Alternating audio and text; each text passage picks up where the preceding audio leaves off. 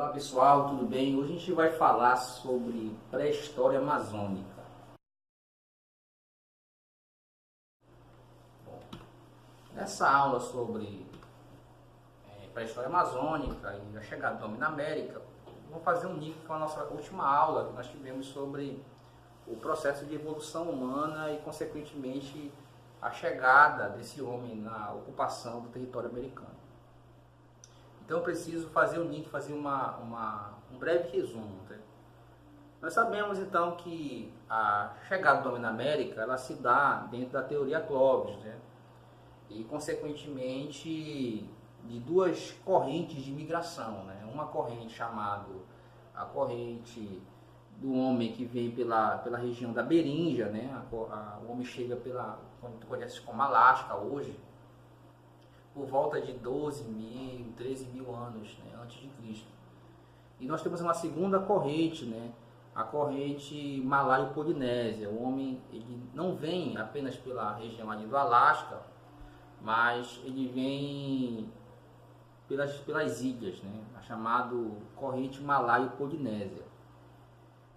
Esse homem, nós sabemos, ele é um homem com características asiáticas. Hoje a arqueologia não tem dúvidas de que os grupamentos indígenas que nós temos hoje em todo o território americano, ele tem características dos grupos mongóis asiáticos.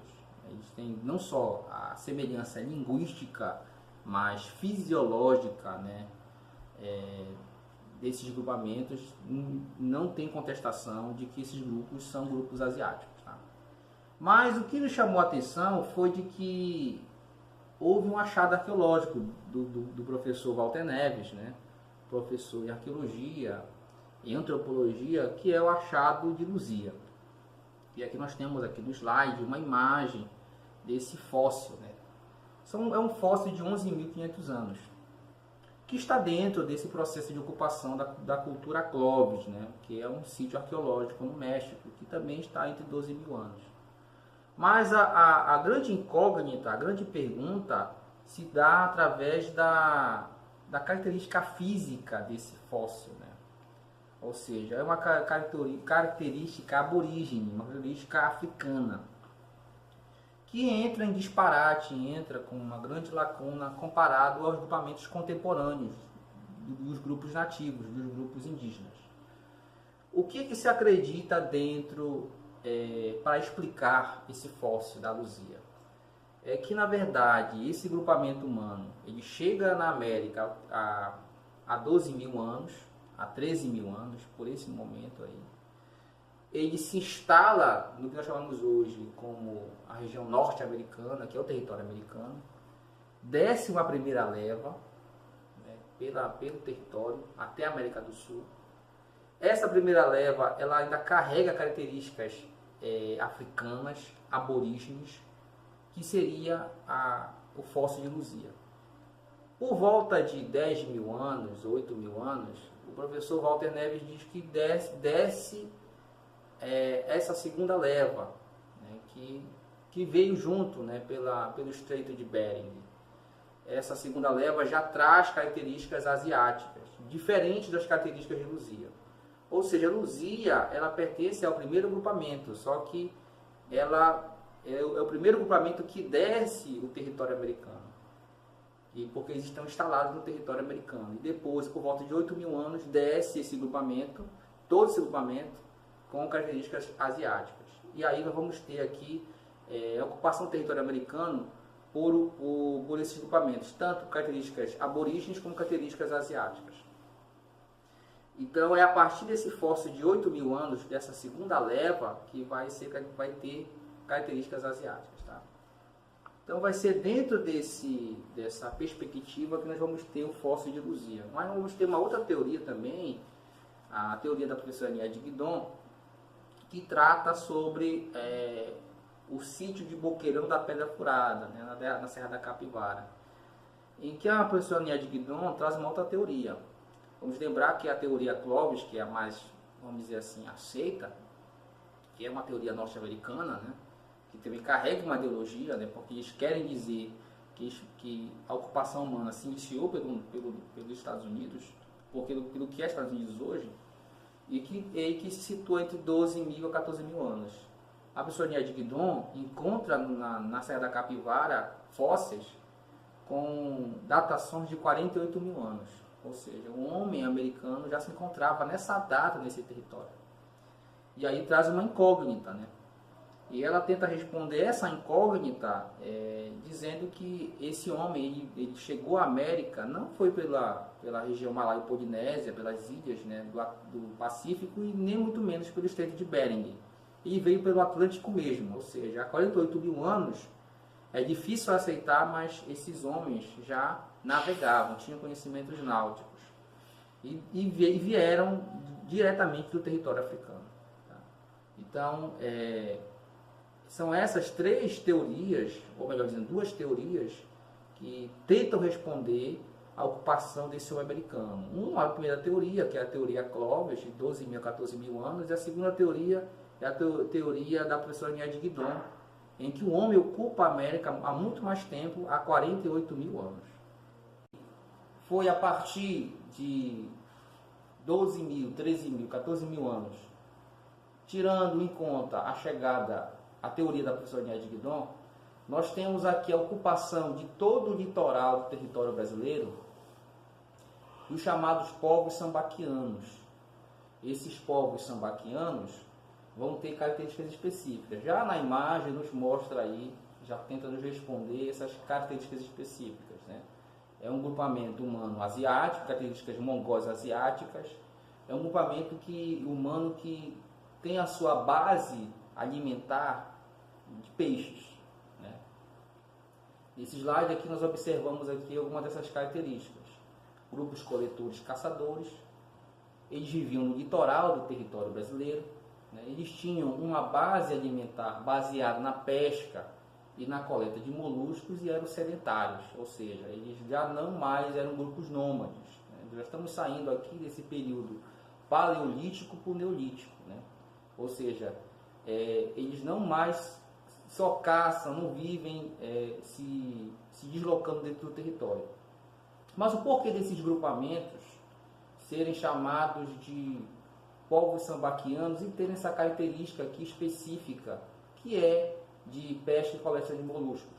É porque tu tens aqui nesse momento, por volta de 10 mil, 9 mil, 8 mil anos, tu tens um processo de resfriamento da Terra, e aí todo o território do interior do Brasil está passando por transformação de biomas. Nós temos aqui territórios, na verdade a floresta amazônica ainda não existe como ela é hoje, é uma região ainda muito de cerrado, e consequentemente nós temos uma falta de alimentos, não comparada à grande fauna que nós temos hoje, e a grande flora também. Então esses grupamentos humanos eles vão basear a sua alimentação tanto na caça e coleta de produtos de frutas, mas também com pesca e coleta de moluscos.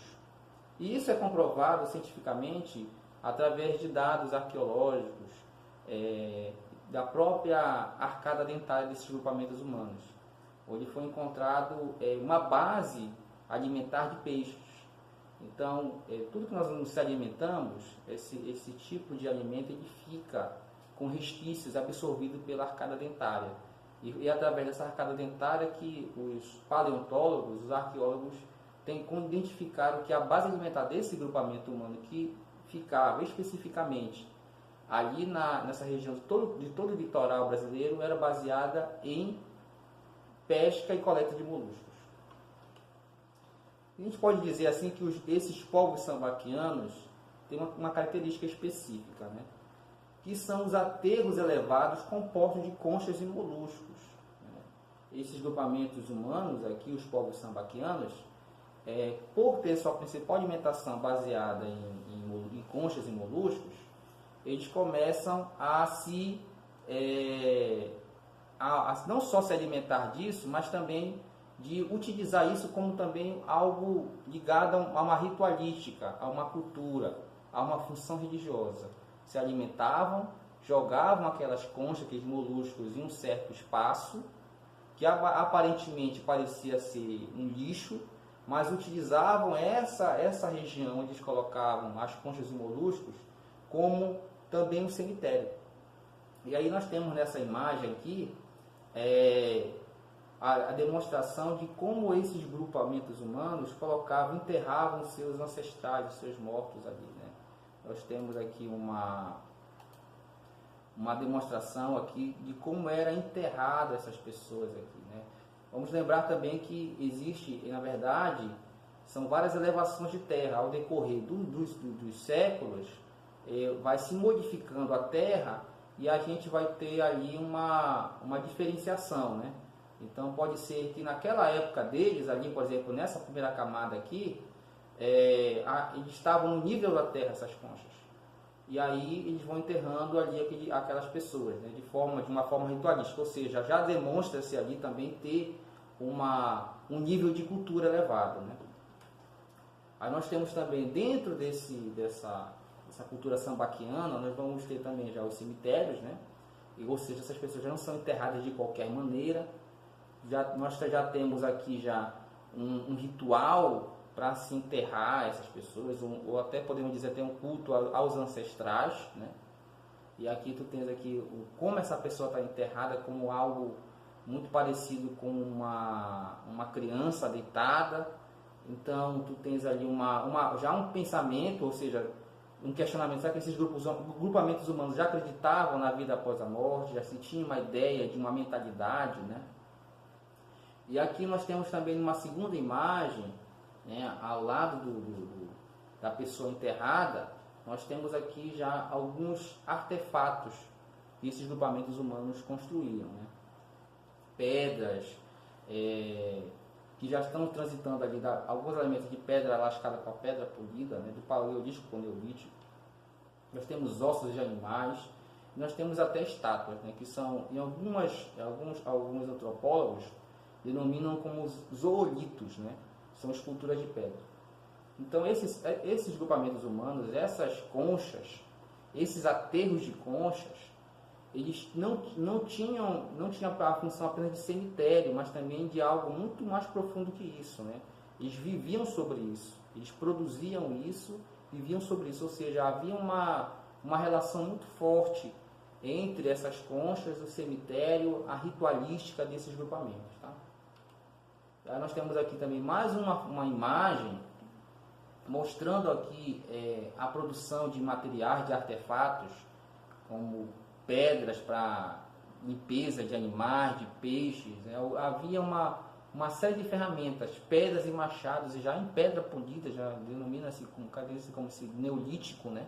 Uma pedra polida, para a alimentação, para se esculpir, se limpar os animais.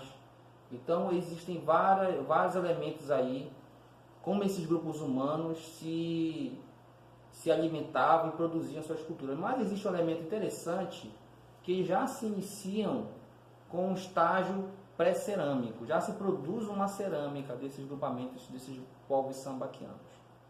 Mas é uma cerâmica que nós chamamos de uma cerâmica incipiente, uma cerâmica ainda sem nenhum cuidado ainda na sua ornamentação.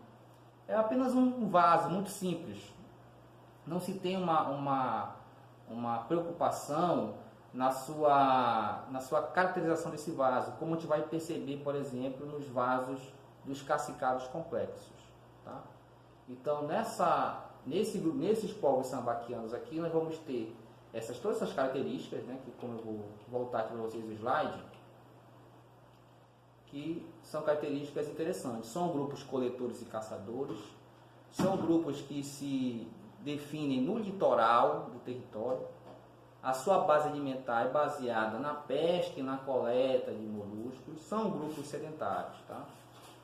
Essa base alimentar, como eu já disse, ela está ligada, né, a um processo de resfriamento da terra, e nós estamos passando por uma transformação do bioma no interior do território. Então isso faz com que esses grupamentos humanos, eles tenham a sua alimentação não só apenas na caça e na coleta, mas também na pesca e coleta de molusco, tá bom? Então nós vamos ter essas características, tá? Então aí nos povos sambaquianos a gente fecha essa aula, tá? Voltando aqui, é um estágio pré-cerâmico, E o fim desse grupamento, o fim dessa cultura é no ano 1000 antes de Cristo, tá bom? Então a gente fecha por aqui esse primeiro tópico, que é povos sambaquianos, e a gente se vê na próxima aula.